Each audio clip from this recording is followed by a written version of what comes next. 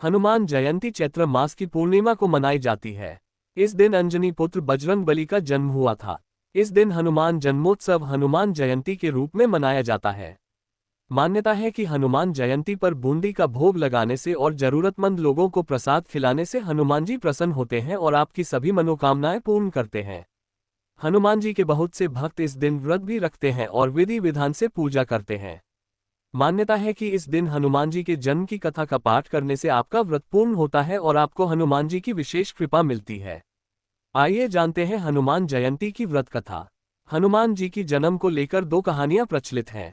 आइए जानते हैं पहली कहानी। एक बार अग्निदेव से मिली खीर को राजा दशरथ ने अपनी तीनों रानियों को बांट दिया। कैकेयी को जब खीर मिली तो चील ने झपट्टा मारकर उसे छीन लिया और उसे अपने मुंह में लेकर उड़ गई। उड़ते उड़ते रास्ते में जब चील अंजना माता के आश्रम के ऊपर से गुजर रही थी तो माता अंजना ऊपर की ओर देख रही थी और उनका मुंह खुला होने की वजह से खीर उनके मुंह में गिर गई और उन्होंने उस खीर को गटक लिया। इससे उनके गर्भ में शिवजी के अवतार हनुमान जी आ गए और फिर उनका जन्म हुआ।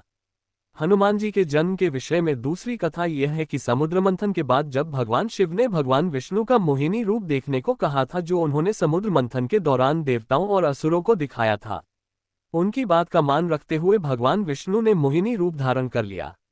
भगवान विष्णु का आकर्षक रूप देखकर शिवजी आकर्षित होकर कामातुर हो गए और उन्होंने अपना वीर्य गिरा दिया, जिसे पवनदेव ने शिवजी के वानर राजा केसरी की पत्नी अंजना के गर्भ में प्रविष्ट कर दिया।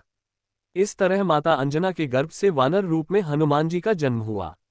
उन्हें शिव का 11वां रुद्र अवतार माना जाता है। तो हमारे प्यारे भक्तजनों, महावीर हनुमान जी के जन्म के बारे में ये दो कहानियां प्रचलित है। ऐसी ही कहानियों के लिए हमें सब्सक्राइब करें और अगर वीडियो बनाने में कोई त्रुटि रह गई हो तो हमें माफ करें। जय श्री राम, जय हनुमान।